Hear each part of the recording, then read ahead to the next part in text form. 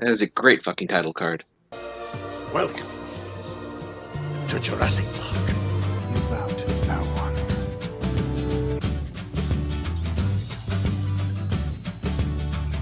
Aunt Lucy said if we're kind and polite, the world will be right.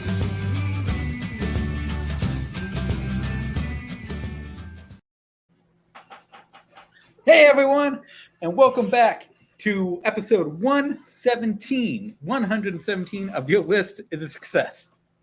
The show where we talk about movies in a positive light. This episode is no different. It is great fucking movies this time. We got Burr, we got Jake, we got Mike, we got Matt. How you guys doing? I'm happy to be here. This is the happiest show on this channel, and I'm always happy to be here. Fair. I'm always about promoting positivity and being righteous and being happy. We have to talk about great fucking movies. It's going to be fun. I just feel so happy. And Michael, how you feeling? Yeah, this is good. Got a jam sandwich, JAMM. So yeah, should be fun. And Matt? I know I'm usually pretty negative, so I'm happy that you gave me the chance to be here and just kind of inject some positivity into my soul. So thank you. Perfect.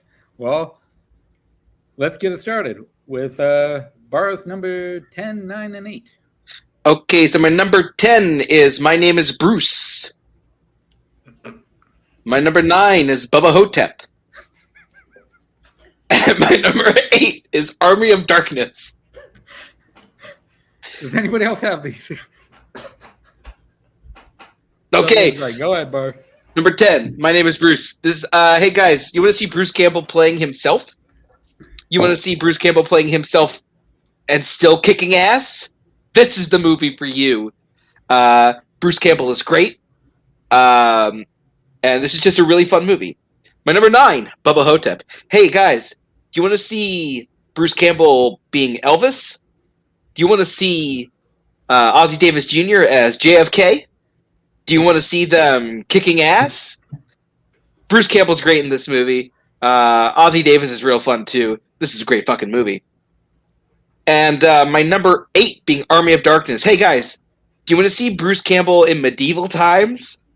Do you want to see Bruce Campbell kicking ass? I bet you do, because this is a great fucking movie. This is his boomstick. Yeah, this is a blast. Great fucking movie. Okay, so going to number 10, My Name is Bruce. Yeah, this is the quintessential great fucking movie. It's Bruce Campbell playing himself, and he's the biggest idiot and dick in the world to all of the fans. He has his wheelchair fan that he just fucking pushes away when he asks for an autograph. He's facing a monster. His two biggest fans are these kids who come to him and kidnap him to come to this town to help him fight a monster. It's ridiculous, but it's loads of fucking fun. Great fucking movie. Number 9, Buffa Hotep. Yeah, this is one of my favorite movies of all fucking time. I love this movie to death. It's him as Elvis and Ozzie Davis as JFK going against a mummy. And it is so fucking wild and so much fun. I love it to pieces in an old folks home. And let's go to number 8, which was Army of Darkness. My favorite of the Evil Dead trilogy is Bruce Campbell at his Bruce Campbell-ness. It's everything you love about him. It's fucking one-liners, everything like that. Hail to the King, baby. The one thing I will say is I love the alternate ending more than I do the original ending. The alternate ending is him going into the future and it's destroyed and he's got a big ass beard for some fucking reason. It's fucking hilarious. But yeah, it's a great fucking movie. We're moving on to Michael. You're 10, 9, and 8. All right. My number 10 is Spider-Man. My number 9 is Get Out. And my number 8 is Sorcerer.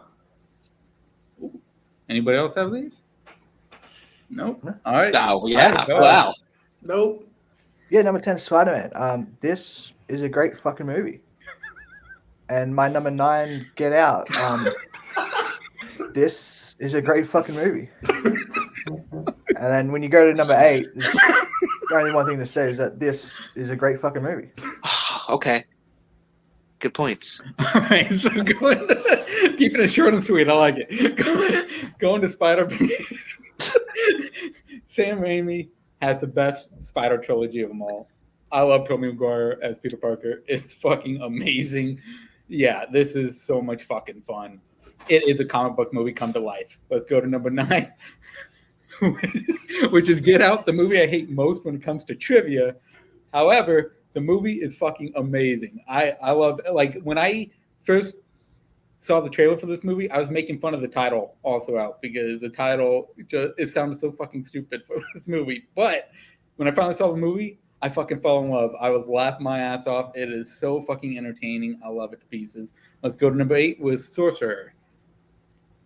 Yeah, this movie I saw like 10 years ago. I fucking fell in love with it, man. It is...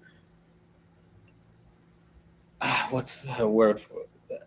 Just blanked on the word. Everything about it, the script is fucking incredible. The leads are amazing. And I know I'm taking it from Burr, but the cinematography of this movie is fucking brilliant. I love it. The word you're looking for is a great fucking movie.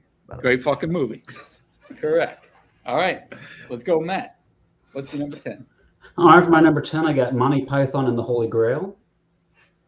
At number 9, I have Orange County. And at number 8, I have Rounders. Ooh. Okay. Doesn't look like Jake has them, so Matt. Monty Python and the Holy Grail. If anyone knows me, they know this is not one of my favorite films personally. But it's a silly film, and I guess that makes it great. Fair. Who the fuck would get a tattoo of this movie? Go to number 9. Orange County, this is the original OC, and some might say the better OC. It's a really good coming of age story that kind of hit me at the right times. I was around the same age, and it's got really great supporting cast. Might be one of Jack Black's best performances. Fair. And number 8. Rounders. They play cards. They're pretty great at it. So, and Edward Norton's in it. So, great fucking movie. Okay, going to Monty Python and the Holy Grail. Yeah, this is a great fucking movie for sure. Great fucking satire. I love everything about the Monty Python group, man. They are so fucking entertaining, so amazing. Everything of them taking medieval times and turning it on its head, including the ending, which is one of my favorite endings ever, of the cops showing up and arresting all of them, and you finding out that it's just been them role playing the entire time. Is fucking hilarious. Great fucking pick. Great fucking movie. Let's go to number 9. Orange County.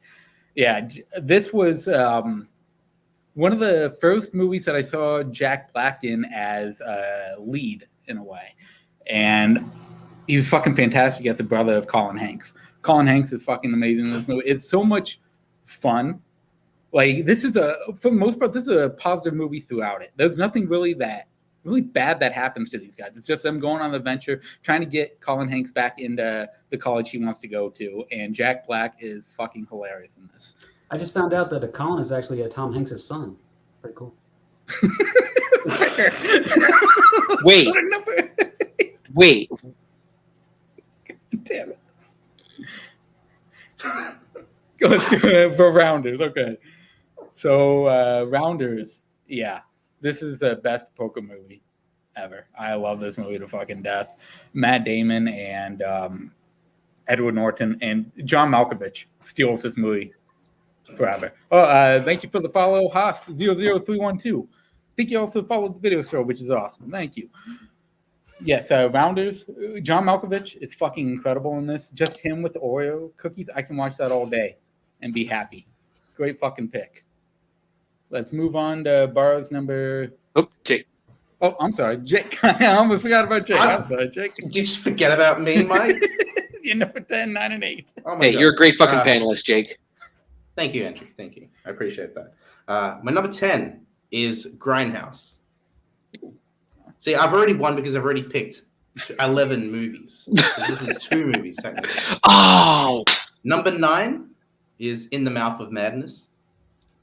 Okay. And number 8 is Psycho Gorman. Okay. So, number 10. See, all of you fools picked 10 movies. I've picked 11. If Quentin Tarantino and Robert Rodriguez had sex and they had twins, their names would be Death Proof and Planet Terror. See, Planet Terror, there's a woman played by Rose McGowan who has a machine gun for a leg and she kills zombies with it. And also has a grenade launcher on it. And there's also Freddy Rodriguez who does a bunch of flips and kills people. That's some great fucking shit. And Quentin Tarantino gets killed in it, so that's how you know it's a good movie.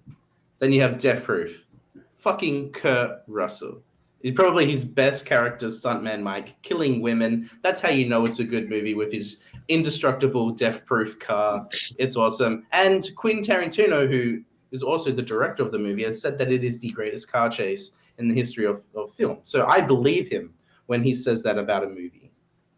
Number 9 is number 9. In the Mouth of Madness. Sam Neill Goes Crazy. My number 8, Psycho Gorman. A seminal classic. What if E.T. was a psychopath and Elliot was a sociopathic little girl? The friendship there just blossoms and evolves into killing people, including cops. Michael's had enough of. Yeah, Michael got enough of your. So no, I'm out. And really, at the end, it's about family, and that's what makes it a great fucking movie. God damn. Okay, so number 10, Grindhouse. A great fucking double feature right here, man. Planet Terror is so much fun, so wild, so insane that I love everything about it. But then Death Proof, you got fucking Kurt Russell playing a psychopathic killer. You can't get enough of it, man. And then the way he just gets his ass handed to him on that third of that movie is just hilarious, man. He gets so terrified when he sees him through the rearview mirror and he spits out his beer. Fucking great double feature. Great fucking pick. Let's go to number 9. In the Mouth of Madness. One of my favorite Sam Neill performances. John Carpenter's In the Mouth of Madness is a nightmare come to fucking life. It's basically a Stephen King book mixed with Clive Barker, and it's fucking insanity. Everything about it just gets more and more insane as it goes. If you haven't seen it, check this one out for sure. Great fucking horror movie. We go to number 8, Psycho Gorman. I cannot explain it better than Jake just explained it now. This movie is so insane. This was my number 1 pick for 2021 until Pig came out and that overtook it. But it is fucking insane and it's amazing in every glorious way. Great fucking movie. Let's go back to Burr. All right, so Jake said that Stuntman Mike was Kurt Russell's best character. I would disagree. I think that would be Dexter Riley in 1975's The Strongest Man in the World. Hey, guys, do you want to see Kurt Russell fighting a whole bunch of guys at one time? Do you want to see Sid Caesar as the villain? Do you want to see him blowing smoke out of his nose? That's what you're going to get in Strongest Man in the World. So he plays Dexter Riley, this guy who creates this potion that makes him incredibly strong, and guess who wants that? Sid Caesar's character. Yeah, this movie is dope. It's a great fucking movie. Yeah, when I went through the Kurt Russell watch-throughs trying to finish all of his movies, which I did, I was missing some of his Disney movies. And one of them was The Strongest Man in the World. So when I finally got to watch it, I fucking fell in love with it. I love his character, Dexter Riley. It's so fucking fun. This movie's just entertaining throughout. It's so pure and so hopeful. It's a great fucking pick, a great fucking movie from Barr. Michael, what do you think of Strongest Man in the World? This has got Kurt Russell in it, so automatically it's a great fucking movie. I like it. Matt? I haven't seen it, but I agree. Fair. And Jake? I haven't seen it, but I agree. I like it. Short and sweet. Let's move on to number 6, Barr. All right. Actually, we're going to get into Kurt Russell's actual best performance as Dexter in 1969's The Computer Who Wore Tennis Shoes. Hey, do you want to see Kurt Russell acting like a computer? Do you want to see Cesar Romero playing the villain? Do you want to see Kurt Russell just being awesome as a young man? this is the movie for you. This movie's really wild in its plot. But you know what? It's a good old time. You see Cesar Romero chasing a bunch of kids dressed as painters in a dude buggy. What more could you want? You know, I will agree with you, Burr. This is my favorite Dexter Riley out of the trilogy. I fucking love this movie. This was one of the first Disney Kurt Russell movies I ever saw, and I saw it like in, I think, high school. Maybe it could have been even junior high. I fucking fell in love with it back then. Kurt Russell was a fucking fantastic lead. That dude has charisma out the fucking ears. I love it to death. Great fucking pick. Michael, what do you think of it? This movie has Kurt Russell, so automatically it's a great fucking movie. Fair. Let's see what we're doing with this. Matt, what do you think of it? I saw the Kirk Cameron version, and that didn't have Kurt Russell, so I can only imagine this was much better. Fair. Jake? I think it's all right. The titles always confused me because I didn't know a computer could wear tennis shoes, but I may just be thinking too literal about it. But It's the same thing as sneakers. okay. Okay. That makes more sense now. Fair. All right, Bar, let's go to your number 5. All right, my number 5 is the best Kurt Russell performance. It is Captain Ron. Hey, you want to see Kurt Russell acting like Johnny Depp in the Pirates of the Caribbean films before Johnny Depp did it? Do you want to see Martin Short get attacked by a sander? Do you want to see Kurt Russell giving beer to kids? Do you want to see him park a boat? I thought so. Especially if you want to see Kurt Russell with a glass eye. This is his best glass eye performance. Captain Ron, man, that's the captain for me. All right, so I love the hell out of this movie. And like, bro, like this is the thing. Kurt Russell does not give beer to kids. He goes, if you want your own beer, you got to get it yourself. So he makes sure the child will get his own beer because Kurt Russell's too lazy for that shit. Him as Captain Ron is fucking brilliant. I love the back and forth between him and Martin Short. It's fucking hilarious chemistry. Martin Short despises Kurt Russell throughout this fucking movie, and I can't get enough of it. It is so hilarious. When they go to the island, all the shit on the island is hilarious, especially when they start talking about gorillas, and Martin Short actually thinks he's talking about gorillas and not actual military guys in the jungle. It is so weird and so out there, but it's 100% my type of humor. I love this movie to death. Great fucking pick. Great fucking movie. Michael, what do you think? This has Kurt Russell, so automatically it's a great fucking movie. Matt, what do you think? I saw the Ron Jeremy version, but that didn't have Kurt Russell, so this is a much better film. Okay. Jake? I only know this movie because Mr. Poriyama got asked a question about this movie in the Shmurdown, and I'm a Shmurdown shield, so that's why I only know about this movie. Stop being so negative with this. I'm sorry. I got a little too real there. Turn it down a bit. And I want to apologize to Ron Jeremy. I shouldn't have been negative about him. And I just want to apologize to the viewers for Jake's just asinine commentary. He shouldn't be doing that. He knows what show is. And I just want to apologize for, Stacey LaTroy for stepping on her foot. All right, Bar, let's go to your number 4. What do you got? Hey, guys, if we're not back by dawn, call the president. It is Kurt Russell's best performance in Big Trouble in Little China. Oh, that's going to be a yippee for me. All right. Oh, okay. So I guess we are moving on to Michael. Your number 7. My number 7 is 1978's Invasion of the Body Snatchers. Ooh. All right. Yeah, this is a great fucking movie. That's fair. That's really fair. Okay. You know what? The man puts up a good argument. I can't really argue with Michael. Invasion of the Body Snatchers. This is my favorite version of Invasion of the Body Snatchers. Jeff fucking Goldblum is in this, and he's fucking amazing. Donald Sutherland is fucking incredible in this. It has, again, one of my favorite endings of all time with her coming up to Donald Sutherland, thinking that he's still him, and then him just opening his mouth and pointing at her. Yeah.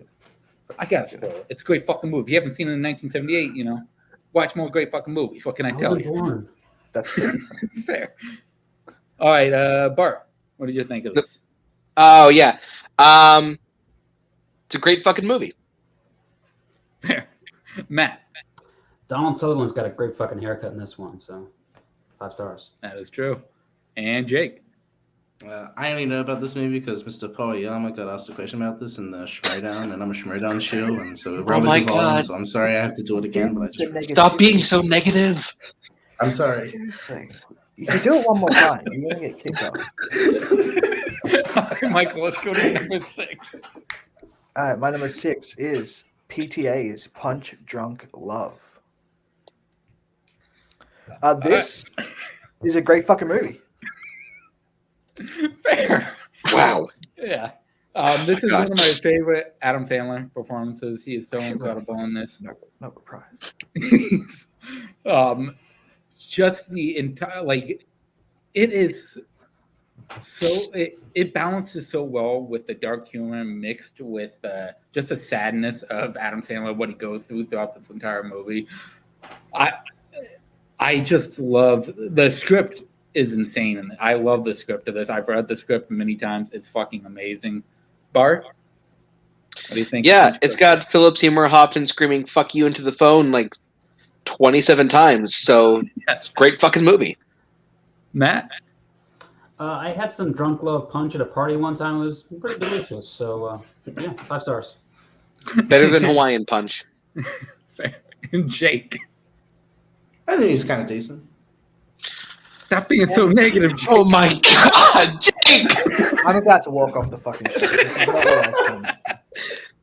That's not the spirit of the show. You're right. I'm sorry. I'm You've sorry. I'm seen just the too negative. I don't know what's going on. 116 episodes. I don't know why you come here with this bullshit every time. Michael, let's go to your number 5. My number 5 is 21 Jump Street. This, what do I want to say? This is a great fucking movie. Yeah. Oh yeah, 21 Jump Street, man. Channing Tatum and Jonah Hill are fucking incredible leads together. They have such great chemistry. Everything about this is hilarious. Their stuff with Dave Franco is hilarious throughout this. Jonah Hill as Peter Pan, especially when they're in the car when the drug deal's going down, and Channing Tatum tells him, "Pretend like you're sucking my dick." He goes, "What? No!" And he keeps pushing his head down. It's fucking hilarious. It is a great fucking pick. Michael succeeds again with a great fucking movie. Bar, what do you got to say about this? It's got theater nerds. It's got Jonah Hill, and it's got Rob Riggle. What more can you ask for? It's a great fucking movie. Good. And Matt? Now, on paper, this movie should not have been as great as it was, but it was a great fucking movie. So, Okay. And Jake? Here we go. This is one of my favorite comedies of all time. This is like just an amazing comedy. One of? Everyone loves this. Again, Jake, One of? we're trying to be positive. Oh my God! I'm sorry. I Quit comparing movies I don't know against what's each going on. other. This is the best comedy of all time. Sorry, I should have just not said. Well, that. now it just seems fake. It was fantastic. Piece of joy. All right, was great. Michael, we're going to your number 4. What do you got for number My 4? number 4 is You've Got Mail. Wait, I've got Yeah, Let me this. just check, sorry. This Oh. is a great fucking movie. It's a great fucking movie. I don't know how I keep doing it, but I don't know how you keep doing it either. I'm getting the vapors. This is one of my favorite romantic comedies. Tom Hanks and Meg Ryan are just incredible together. I love them as a duo. Every movie that they've done, they're fucking fantastic in, and it's so sweet. Again, this is a movie that has really no negativity in it. It's all positive, and this is what the show's about. Your list is success. It's a great fucking movie. Jake hates it. Yeah, I was about to say until Jake We're gonna gets find to out it. what Jake thinks about it in a minute. Bart, what do you think of it? The chemistry between Hanks and Ryan is just chef's kiss. This is a great fucking movie. Matt, what do you got? I'm going to try to be positive, so I think I'm going to have to plead the fifth on this one. Although I will say, better movie if Colin Hanks is in it. I'll accept that. Okay, I can't really say anything. Jake, what do you got? Here we go. I really love Dabney Coleman in the movie. So you only love one part. All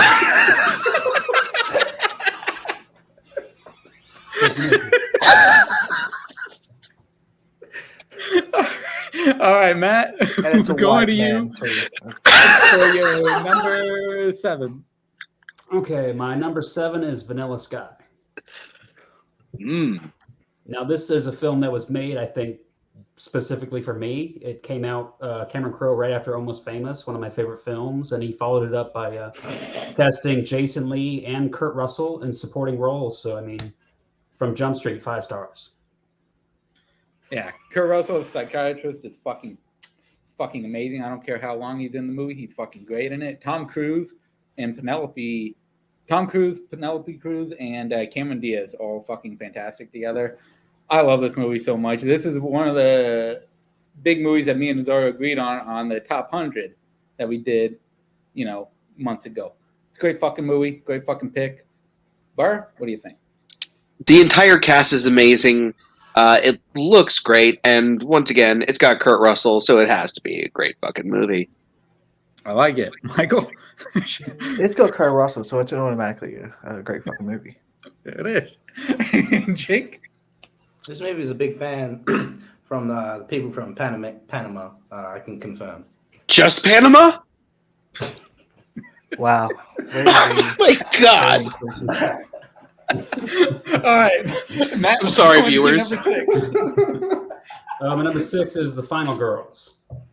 Ooh, okay. This was a really interesting sort of horror comedy. It's really interesting concept of kids kind of getting sucked into a horror film, an 80s horror film, and kind of dealing with the different tropes of the 80s horror films. But it's really got some emotion to it too, because of one of the characters that got sucked into it, her mother passed away as an actress, and she was actually in the film, so she kind of gets to reunite with her and kind of deal with the grief of letting her go and stuff. So it's a really good movie.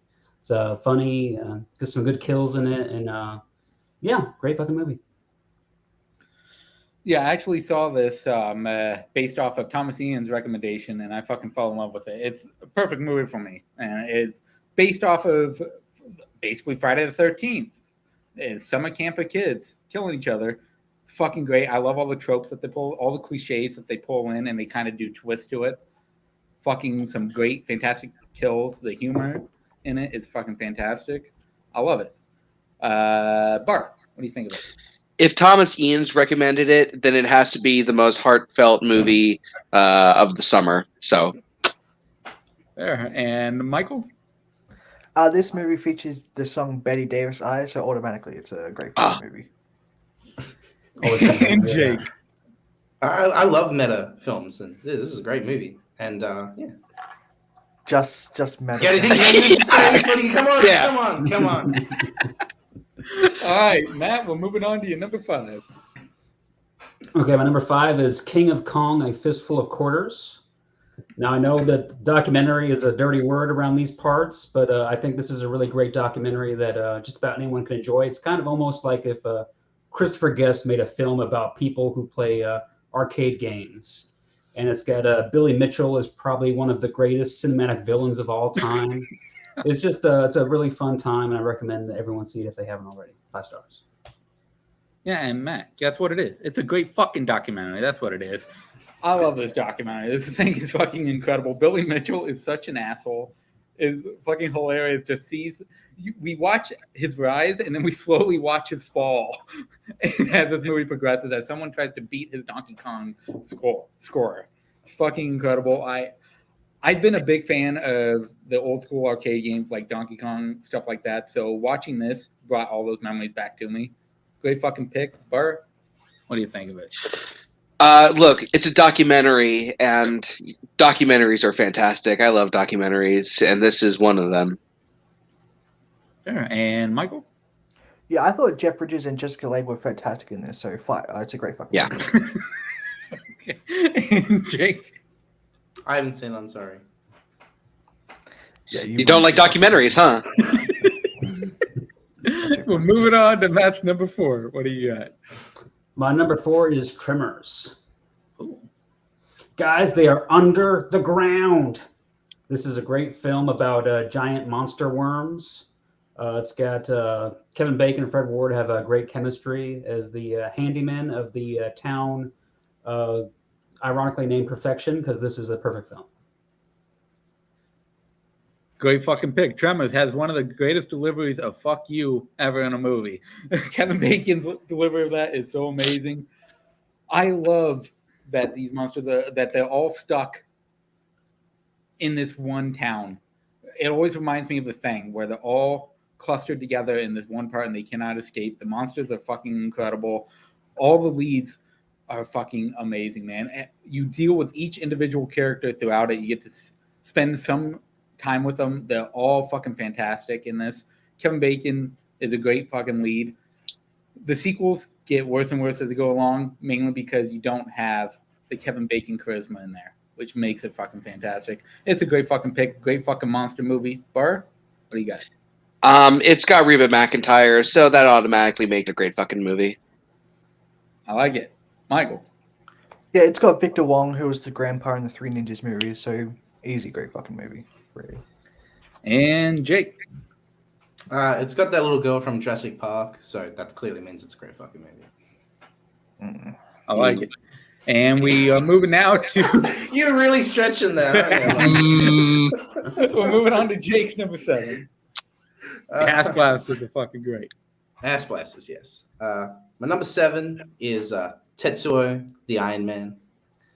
Great fucking Japanese horror film. It's only 16 minutes long. It's easy to watch. It's about a guy. He's a metal fetishist, and I think this film spawned the idea of a metal fetishist. He gets hit by a car, and the owner of the car, who we'll call the Iron Man, and his girlfriend dump the body in the woods, and then proceed to have sex in front of the corpse. However, the metal fetishist is still alive, and his soul goes into the body of the Iron Man, and he starts to realize that metal is coming out of his body. He grows a drill penis and accidentally kills his girlfriend with it. And then for the last 30 minutes, we have this epic showdown between the metal fetishist, who comes out and is real again and fights the Iron Man. An epic showdown with amazing cinematography, black and white, 16mm cinematography, crazy quick cuts, and fast forward motion. It's amazing shit. And at the end of the movie, they both combine together and decide they're going to turn the universe into rust. It's fucking amazing. And it's only 60 minutes long. You know, if you weren't going to bring up the drill penis, I was certainly going to bring it up, because this movie is fucking insanity. This is the perfect horror movie to me, because it's so fucking out there, so insane of a concept, but done so brilliantly. And like you said, it's 60 minutes. It fucking flies by. It does what it needs to do, and it gets the fuck out. I love it to death, man. It is so insane, so crazy. If you haven't seen it, go check it out. Bar, what do you think of it? I haven't seen this one, but I've been very excited to, because I've heard great things. There. Michael? Yeah, I think Jake's whole spiel about it was longer than the actual movie, but I love drawing penises, so it's a great fucking movie. And Matt? I know there was some controversy that the studio wanted Shane Black to call it Iron Man 3, but I'm glad that he stuck to his guns, and I think it was a better film for it. No fair. All right, Jake, we're moving on to number 6. Number 6 is Brian De Palma's Blowout. Maybe one of my all-time favorite crime thrillers. This movie is just fantastic. John Travolta plays a sound guy. He's recording sounds and accidentally records the blowout of a tire and a car crashing into a lake. He realizes there's a whole conspiracy going on. You have the Nancy Allen, chick from RoboCop? Yes. Both fantastic duo, trying to figure out what's going on. John Lithgow is fucking amazing in this, playing the exact opposite of a character he played in Shrek, Lord Farquaad, playing a serial killer. And has one of my all-time favorite endings of all time. Like the last scene, John Travolta, he's a sound guy, and he's trying to record a scream, an authentic scream for a horror movie that he's making. And let's just say he gets his scream at the end, and it's just amazing. Brian De Palma's best movie, just some fucking fantastic filmmaking. I agree with you. It is Brian De Palma's quintessential fucking movie. I love this movie. A political thriller, amazing. Fucking John Travolta is incredible in this. One of my favorite John Travolta performances, and it has to do with in a way, the film industry with him recording screens, and it always attracts me. Anytime it has to do in some way with the film industry, the movie attracts me. This movie is fucking amazing. John Lithgow is incredible. I love when John Lithgow plays a fucking killer because he's always insane and he does it so fucking perfectly. Great fucking pick. Burr, what do you think of it? I mean, if you're gonna have John Travolta play anything, it's this character. Yeah, like that car scream is fantastic. Great fucking movie. Michael. I love cocaine, so great fucking movie. Matt. Yeah, anytime John Lithgow is a killer, it's a great fucking movie. Yeah. Fair. All right, Jake, we're going to number 5. So very similar to Blowout, which is a prestigious, kind of amazing craftsmanship of filmmaking. My number 5 is the Alex Winter directed film Freaked. Oh, it was this close. Oh my god! So Alex Winter is who famously played Bill in the Bill and Ted films. Directed this movie about egotistical, selfish child actor who's trying to make doing this advertisement for this fertilizer shit, and he accidentally gets captured by Randy Quaid, the better of the two Quaids, if you ask me. And he gets turned into a half monster thing. There he meets Mr. T and Keanu Reeves, and they're all weird freaks. Randy Quaid owns this carnival sort of freak show. And really, the whole film's about family. Some great monster designs. Alex Winter really gets to show off why he's like a big fan of these creature designs and shit. Mr. T plays the bearded lady, as obviously that would be probably the best film performance for Mr. T. And, the film is about family and teaming up and working together. And Randy Quaid is amazing. I like it. Yeah, I came across this movie after I watched Bill and Ted and Lost Boys and stuff like that. Growing up with those movies, I started looking into Alex Winter's filmography, and I saw that he did this movie with Keanu Reeves attached, called Freak. And I had to look. It took me a while to find it. I ended up buying the DVD without ever seeing it. I bought it for I think $30 at the time. And I watch it, and it's just such a batshit crazy concept. The cast alone is so fucking insane. Mr. T, Keanu Reeves, Randy Quaid. It's such a ridiculous cast, but it works perfectly for this movie. It's so insane and so out there. It's like the Psycho Gorman idea where it's just so fucking insane that I get a kick out of it every time I watch it. This is 100% rewatchable to me. I love everything about it. Bart, what do you think of it? I mean, it's wildly creative. It's insanely creative. The story is all over the place in the best way possible. And Mr. T plays a bearded lady? Sign me up. I like it. Michael. Yeah, Mr. T's best performance as a bearded lady was in The Greatest Showman, but notwithstanding, Freak is a great fucking movie. Fair. And Matt? I mean, I don't understand the negativity towards Dennis Quaid, but besides that, Bill S. Preston Esquire, whenever he's going to make a film, it's going to be good. So, I didn't want to mention that, but all right, we move on to number 4 for Jake. What do you got? In the same sentence as Freaked, I would like to talk about my number 4 pick, and that is, Tom Green. He's a legendary figure in the industry. He made a film that is just fucking insane, more insane than Freaked, I would say, and that is Freddy Got Fingered. This film is a metaphor for Tom Green trying to make a movie in which he has these crazy ideas and he pitches them to Anthony Michael Hall, who says, I don't know what the fuck's going on. I'm going to give you $1 million. Just do whatever the fuck you want. And Tom Green just spends it on the jewels. And this whole contraption of transporting his father, played by Rip Torn, in arguably his best performance ever. Why he did not win an Academy Award is beyond me.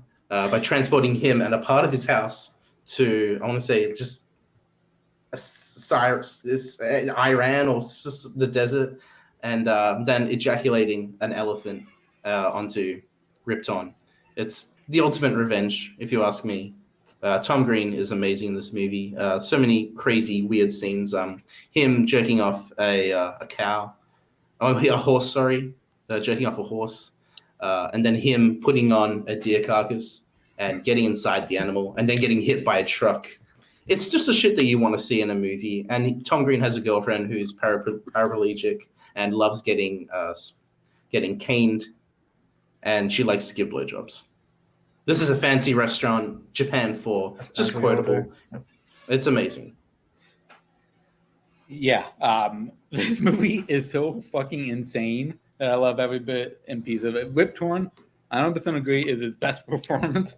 Him and Tom Green together are fucking fantastic, and I love the little neighbor kid who continuously gets hurt. He keeps getting in the face the whole time, and it gets worse and worse as it goes along. It's fucking hilarious. This movie is fucking fun. I love Tom Green when he's at his most craziest, and this movie is him just insane. Just every insane concept he has for a movie, he put it in here and he went, let's just do it. It's fucking great. I love it. Bar? Daddy, would you like some sausage? Yeah, look, this movie slaps. This was my number 11, and I don't appreciate Jake shaming me by putting it on his list. He's got. Thanks a lot, Jake. That's why he's got movies on his list. Michael. Yeah, Tom Green once dated one of the Charlie's Angels, so any movie he's in automatically is a great fucking movie. Agreed. Matt? This is a film that was ahead of its time. And while Rip Torn did not get an Oscar nomination, he did get a Razzie nomination, and some people will say that's even better. So, yeah. Oh, yeah. All right, so was that your number 5, Jake, or that was your number 4? That was my 4. Okay, that was your 4. Okay, so we're back to Burr with his number 3. My number 3 is Steven Spielberg's masterpiece, E.T. the Extraterrestrial. You want to see an alien eat Reese's Pieces? You want to see a guy but only see the keys hanging on the side of him? Do you want to see the greatest bike ride ever? I think you found it with E.T. the Extraterrestrial. Easily Dee Wallace's best performance. Easily Steven Spielberg's best movie, E.T. the Extraterrestrial. Yeah, this is my favorite family film of all time. It's so fucking amazing. Elliot Henry Thomas as the lead as Elliot is fucking incredible. Like, that crying scene at the end is fucking tear-jerking, gets me every time. I love the bike scene. Bike scene is fucking incredible. The cinematography of this movie is insane. The script is fucking incredible. I love that they shoot everything through the child's perspective, so that's why you only see keys the entire time. You only see it through his keys. The only adult you ever get to see really the face of is the mom, played by Dee Wallace. One of my favorite parts of this is just at the beginning where the brother is playing Dungeons and Dragons and Henry Thomas comes in wanting to play with them. It's a great family dynamic that he shows there. Again, it has the aspect of Steven Spielberg dealing with the divorce of his parents through this movie, and it works fucking perfectly. Great fucking pick. Michael, go to you. This movie has 2 things I love. Drew Barrymore, who dated Tom Green, and broken families, so that makes it a great fucking movie. All right, Matt, go to you. I'm trying really hard not to revert to my usual negative self, but I'll say I like Reese's Pieces, so thank you for that. Okay. And Great fucking candy. This was the first movie in the history of film to show pizza in a film. So I really appreciate that because I love pizza. Pizza is fucking great. All right, we are moving on to Michael's number 3. What do you got? My number 3 is 1978's Halloween.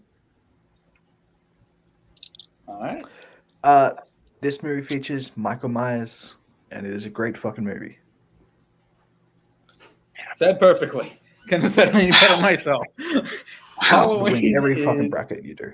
Yeah, Halloween is fucking fantastic, man. It is my favorite slasher of all time. Michael Myers as The a words character just come is out of fucking me. incredible. I love everything about it. Jamie Lee Curtis is fucking amazing in this.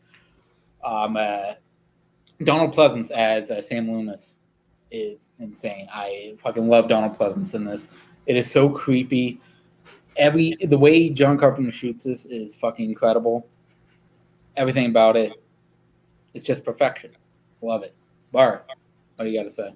I mean, I don't know how I could put it into better words than what Michael said. Like, I'm surprised he doesn't have a Pulitzer Prize for poetry already.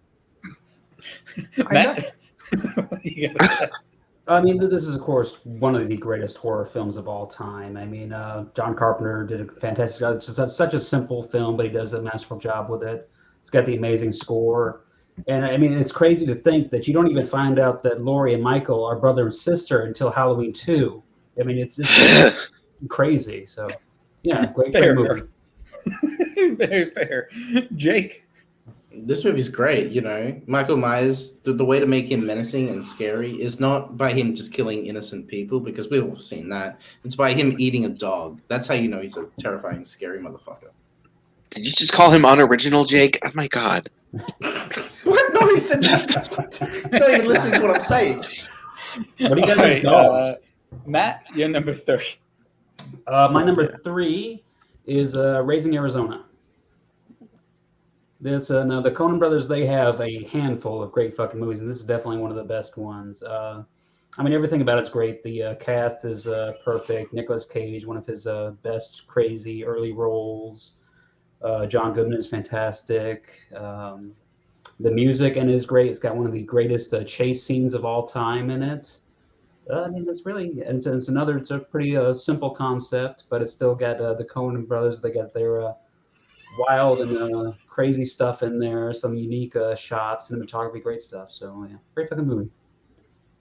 Yeah, this is Coen Brothers through and through, man. I love the hell out of this movie, and I believe this is the first movie that is brought up today that features Rage Cage. I appreciate that.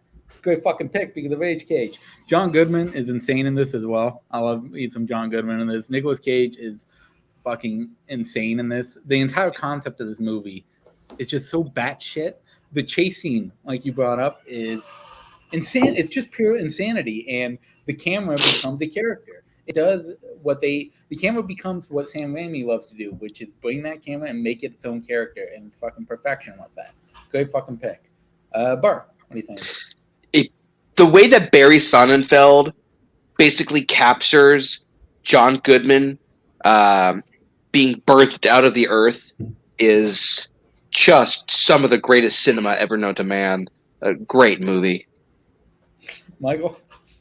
Yeah, this is a great fucking movie. And, like, even though it's not a popular opinion, I even like the sequel, Raising Arkansas. So, yeah, anything Raising A, I do. And Matt. Oh, no, I'm sorry, Jake. Well, it was me. Yeah, Jake.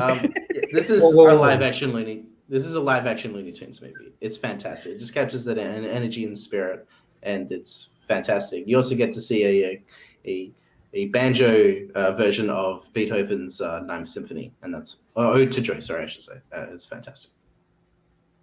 I like it. All right, Jake. On your number 3. Yeah, sorry. That was an awful mistake. I want to apologize to all the Beethoven fans out there. Thank you for that apology. Yeah. We accept. Now I gotta understand my privilege and my errors in my ways. So I want to be a better person. That's the thing, and so I've got to at least brag. Let everyone know that I. What the hell is it? All right, Jake. We're moving on to number 3. What do we got? My number 3. Mike, you're talking about sometimes it's always good to watch a movie about movies, and I'm picking One Cut of the Dead. Okay. This movie is fucking insane in the amazing, most awesome way possible. I will just say this movie is presented as if it is one take, and we are looking at a Japanese film crew. They're making a zombie horror film, and an actual zombie apocalypse starts to happen. They're in this warehouse making this movie, and then zombies just start attacking them. What the hell's going on? You just follow the camera and you follow these characters as they're going around trying to figure out what the hell's going on. That's the first 30 minutes. And that's all I'm going to say. It's a great fucking movie. Go into it just knowing the first 30 minutes is one take, and you're seeing a film crew making a zombie movie that turns into a real zombie horror apocalypse. Fantastic. It is honestly one of the most inspiring, positive movies that you could ever see. Fucking amazing. Great fucking movie. Great. I'm going to go with Jake and go the first 30 minutes takes it one way, and the rest of the movie, you have no idea what's fucking coming. Go into it just knowing the first 30 minutes. That's all you need to know. This movie is 100% a batshit crazy movie, one of my favorite zombie movies of all time. I went into it knowing nothing about it, and I was so glad I fucking did because it's so insane. The cast is fucking amazing. It's hilarious. It's fucking horrific. It's just fucking batshit. I love the pieces. Bar, have you seen this? I have seen this actually. It is everything that you guys said. The last 30 minutes is just as good as the first 30 minutes, and the middle 30 minutes are also fantastic. Yeah, and Michael. Yeah, the fifth 30 minutes of the movie is just as good as the second 30 minutes, so it's a great movie. And Matt. I think you guys are really sleeping on the 30 trailers before the movie. Those are also fantastic. But yeah, great for the movie. You know what? You were right. All right, we've made it to the top two. Burr, why don't you hit us off with number 2? All right, we're going to go to Steven Spielberg's best movie. That would be The Lost World, Jurassic Park. Okay. You want to see...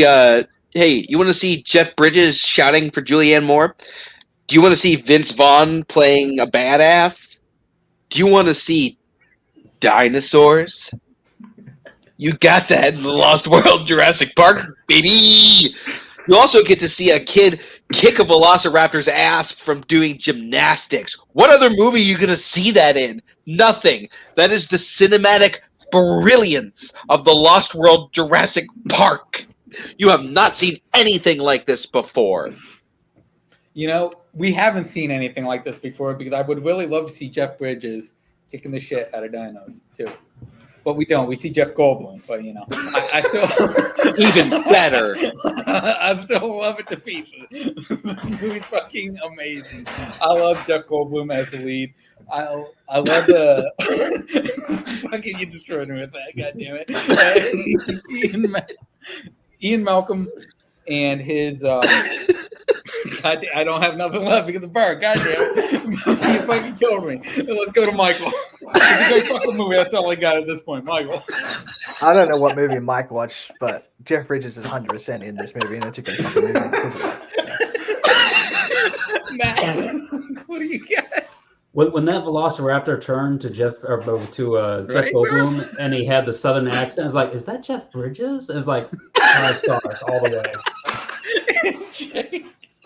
Guys, we're sleeping on the other supporting roles like George Washington and Muhammad Ali. I thought they were fantastic in the movie. I don't know why we haven't talked about them, but no, this is probably Jeff Bridges' best film, if you ask me. I'm sorry, you're just going to leave Steve Jobs out like that? That's true. There's so many. It's hard because there's so many great people in this movie. Yeah. I can't move going to Dolly Parton, she's really good in this. I don't know if you can beat Jeff Bridges in Lost World, but we're going to see what you got. Definitely not. My number 2 is 2018's Halloween. This also features Michael Myers and is a great fucking movie. I'm done. Oh my god, I'm crying. That went a little too long, Michael. I mean, I'm glad you said you were done because I was worried that you were going to keep going. Jesus, Jake. Yeah. Coming off of Rob Zombie's Halloweens, I didn't know what to expect when they announced that they were basically doing the sequel or semi-reboot of the Halloween franchise with Halloween 2018. I didn't know what to expect with it because you're getting Jamie Lee Curtis back. I went into it, and I fucking fell in love with it, man. It's so fucking fantastic. The kills are amazing. Michael Myers is back as that just stalkerish motherfucker. We ain't having no Halloween Resurrection anymore with Michael Myers. We got fucking Michael Myers back as him. Jamie Lee Curtis is a badass in this. I love that she's become so fucking strong and so badass of going, I want to just fucking fight this dude. I've been waiting for him to come back because she knew he would escape and come for her, and she was fucking ready for it. I can't wait for the sequel to come out off this. Great fucking pick, Michael. Burr, what do you got? What do you think? I mean, I'm disappointed in myself for not putting this on my list because Michael's right. This is a great fucking movie. I like it. Short and sweet. Matt, what do you got? I mean, Laura going all Sarah Connor and Straw Dogs on Michael Myers is a fantastic idea, and I can't wait. Hopefully, we get the sequel. Hopefully this year, and we don't have to wait another year. But yeah, great pick. And Jake? There are so many great Halloween movies. I really like Halloween and Halloween, but Halloween is definitely up there. I like it. All Jake right. finally said something right on the show. I know. Shit. Matt, we're going to your number 2. What do you got? My number 2 is The Fugitive. This is my 32. I almost added it to my list, but this is my 32. Sorry. Solid pick. Yeah, I mean, it's Harrison Ford is a great fucking actor, and this is a pre-2000s Harrison Ford. So it's a great fucking movie. I like it. Yeah, this movie's fucking great. Tommy Lee Jones and Harrison Ford are incredible in this. Tommy Lee Jones by himself leads this fucking movie. So fucking fantastic. I love him as a fucking agent. He is so amazing. Harrison Ford is incredible as a man who is wrongfully accused of killing his wife. And everything that transpires, including the scene that they make fun of in Jay and Silent Bob Strike Back, which is them at the edge of the Hoover Dam and he jumps. Fucking fantastic. I love it. Got it, a Peter Pan right here. Exactly. Bart, what do you think? I mean, Tommy Lee Jones may say that he doesn't care, but I sure do because, man, this is a great fucking movie. I like it. Michael. Well, this movie has a scene take place in St. Patrick's Day, so it's a great fucking movie. Oh my God. Harrison Ford plays Dr. Richard Kimball. He's one of his best performances. If any asshole in like a Warzone title match would miss his character's name, I just would have shame on that person. Specifically if he was like one of the team's champions. Yeah, like I would not like to say that. So yeah. Fair. All right. Jake's on a roll right now. Yeah, Jake is on a fucking roll right We're gonna keep with you on your number 2. So I know I've had some pretty like crazy picks. I'll admit, like these are pretty like out there, wild ass movies. So I'm gonna go with number 2, and that is A Simple Plan. This film is like holy shit. Where has this movie been my entire life? This is Sam Raimi's easily best movie if Spider-Man just did not exist in the universe. This movie is about a simple plan.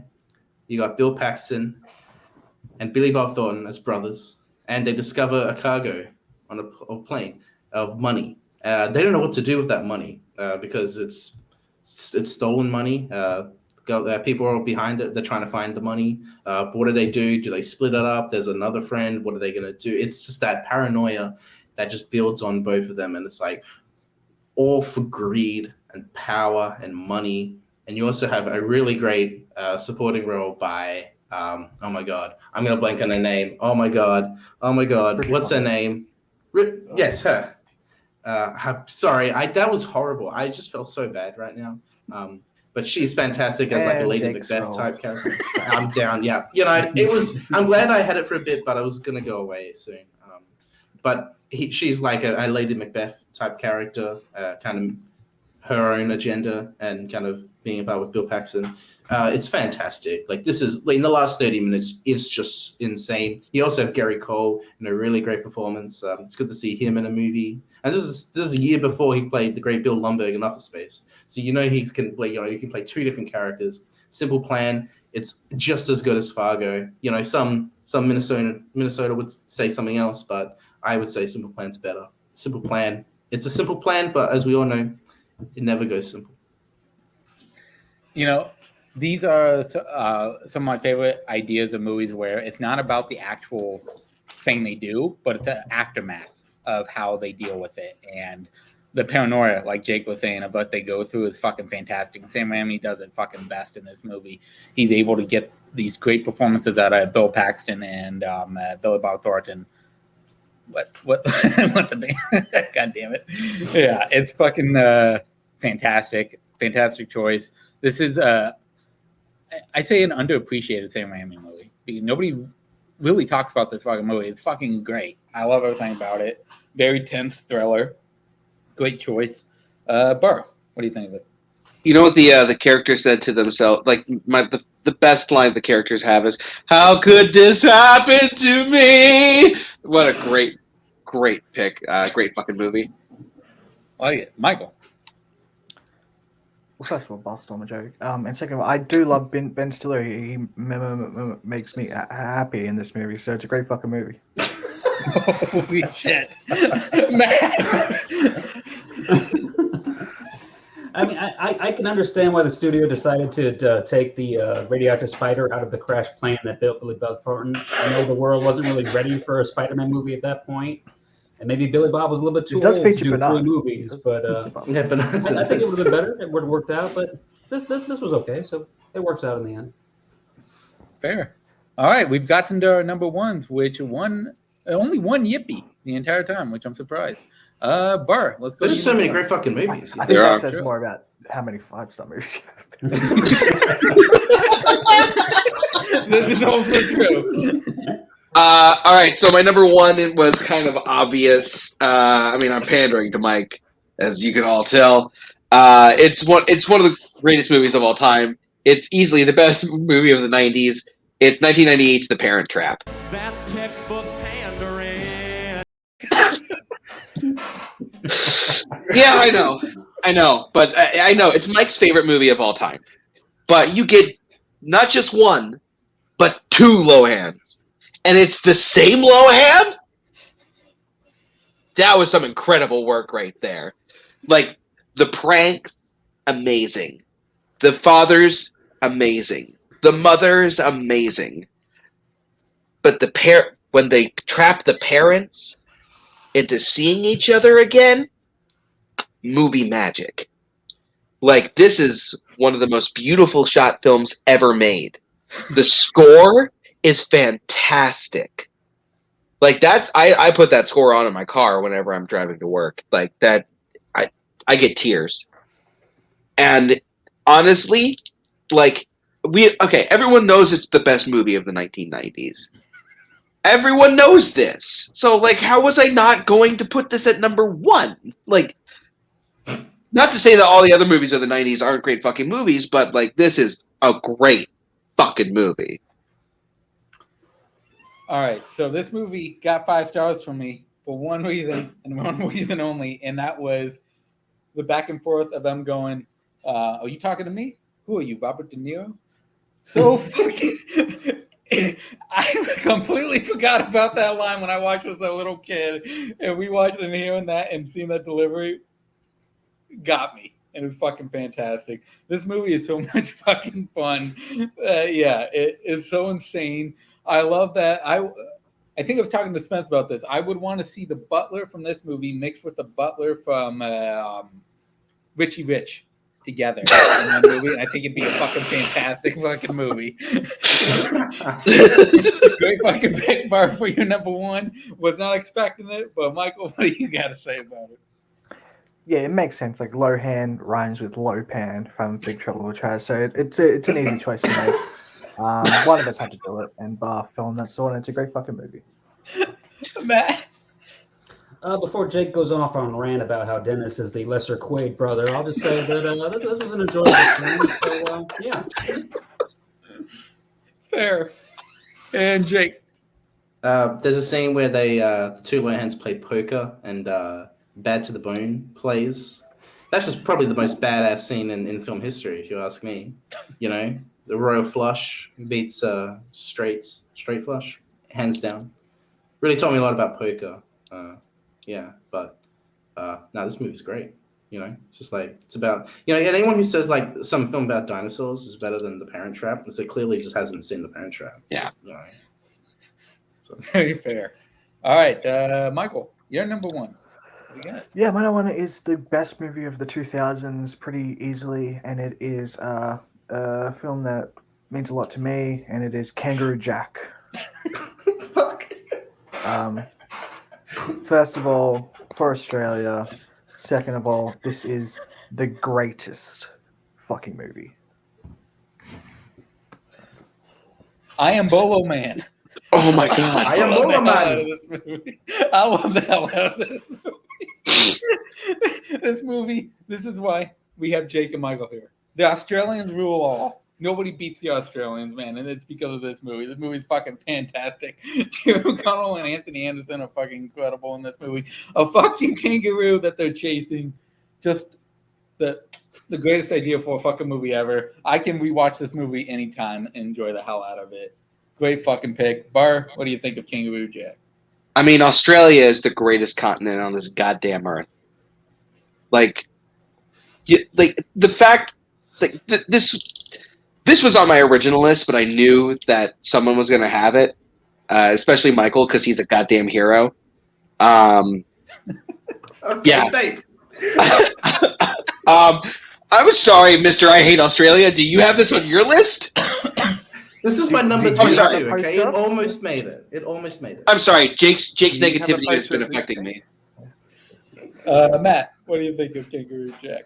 Laurel and Hardy, Abbott and Costello, Matthau and Lemon, amateurs compared to O'Connell and Anderson.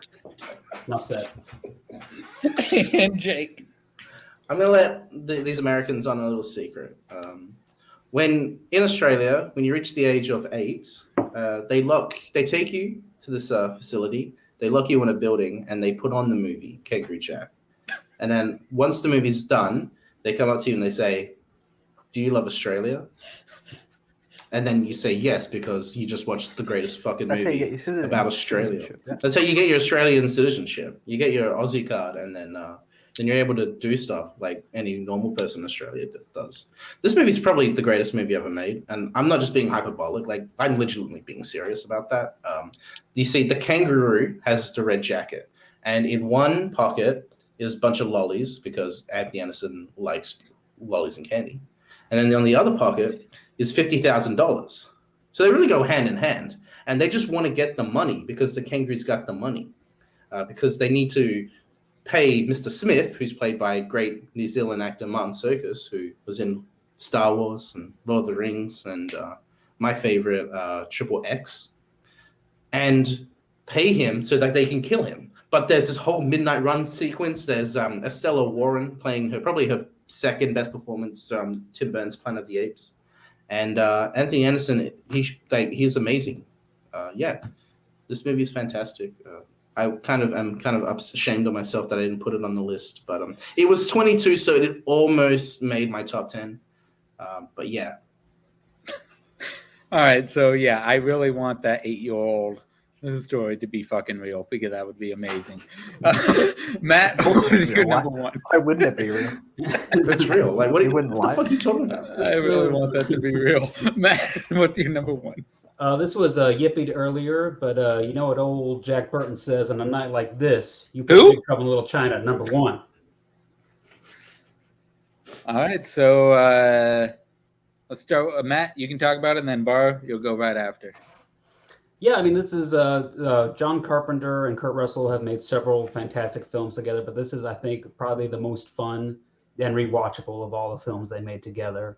It's got Kurt Russell pretty much doing a John Wayne impression the whole film, just bumbling around, getting through the movie, pretty much not really doing a whole lot until a couple of key scenes, but it's fantastic. It's got really great creature effects in it.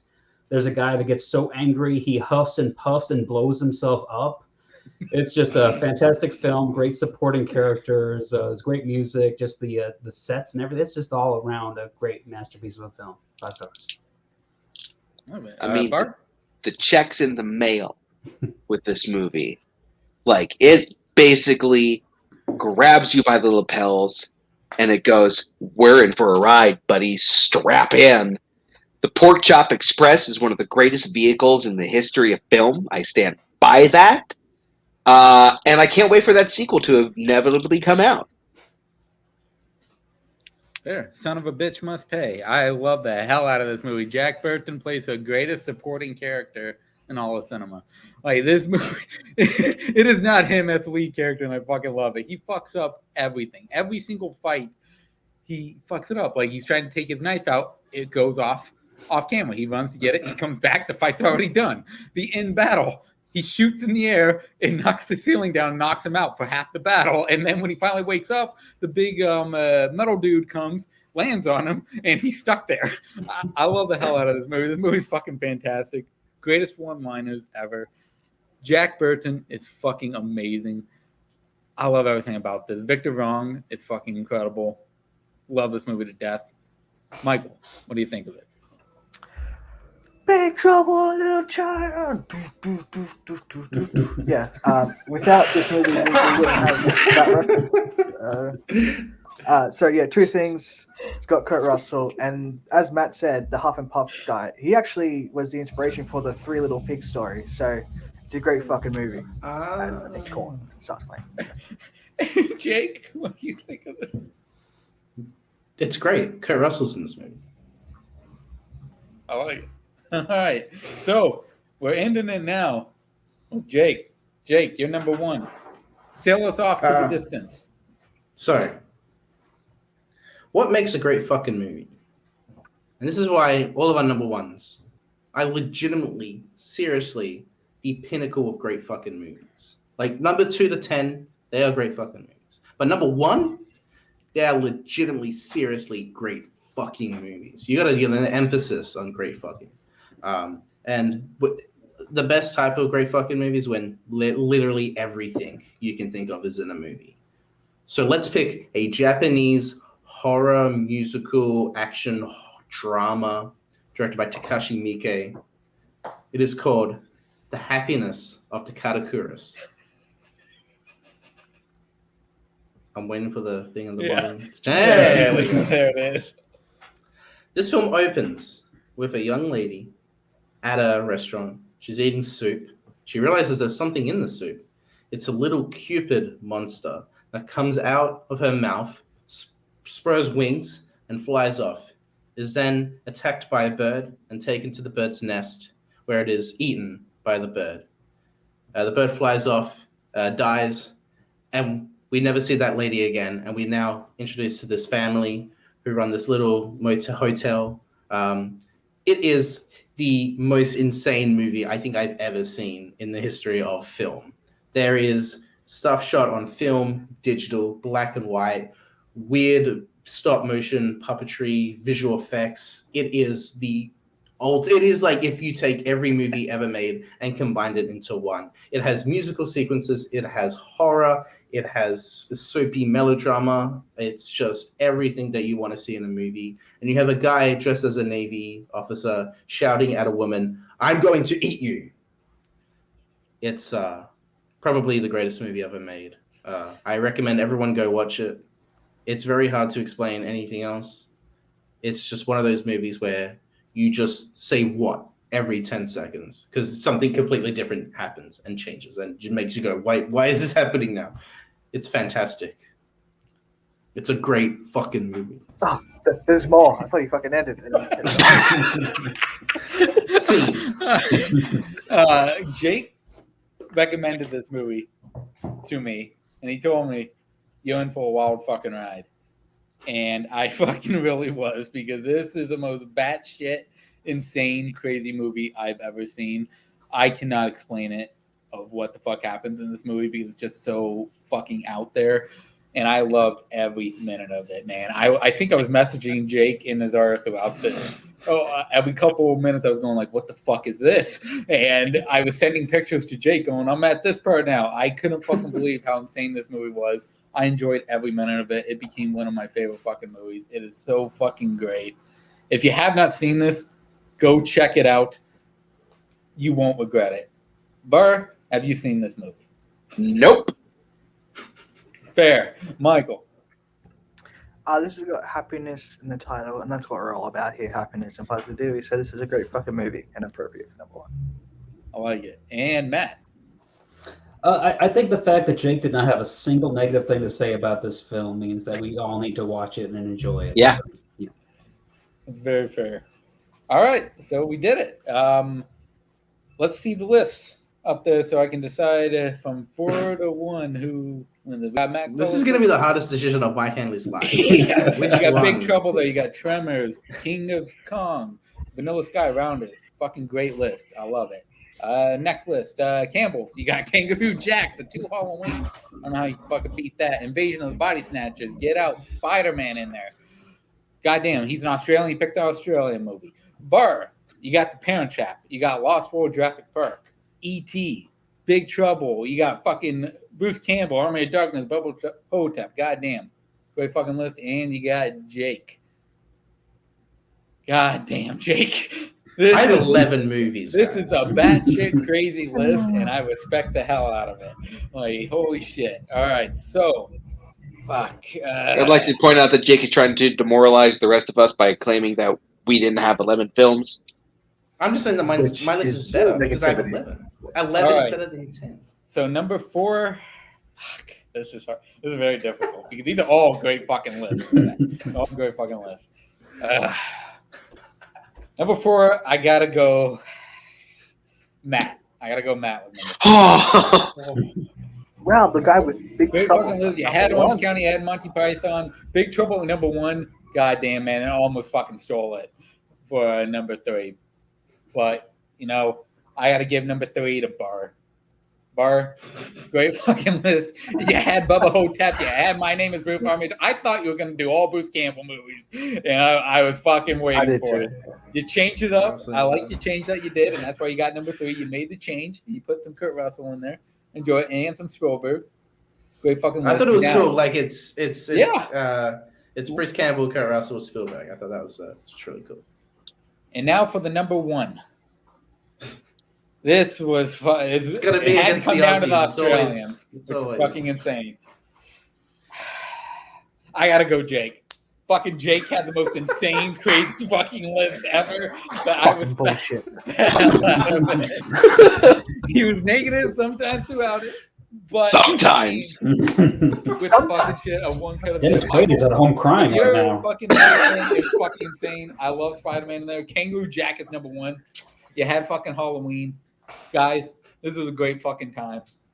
You are all insane. Here's the list. Number 1, Big Trouble in Little China. Number 2, Kangaroo Jack. Number 3, The Parent Trap. Number 4, The Fugitive. Number 5, The Lost World, Jurassic Park. Number 6, Halloween 2018. Number 7, Halloween 1978. Number 8, Raising Arizona. Number 9, E.T. Did Jake even have a movie in the top 10? None of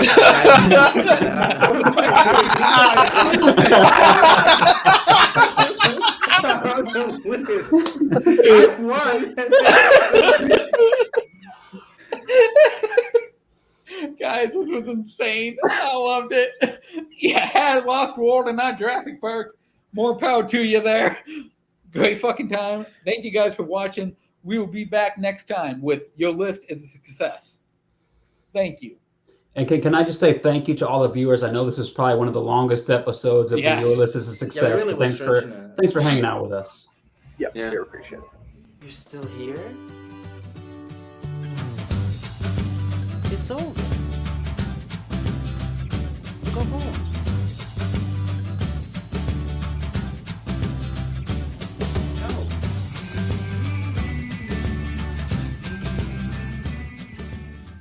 Congratulations, that was one of the stupidest things that I've ever seen.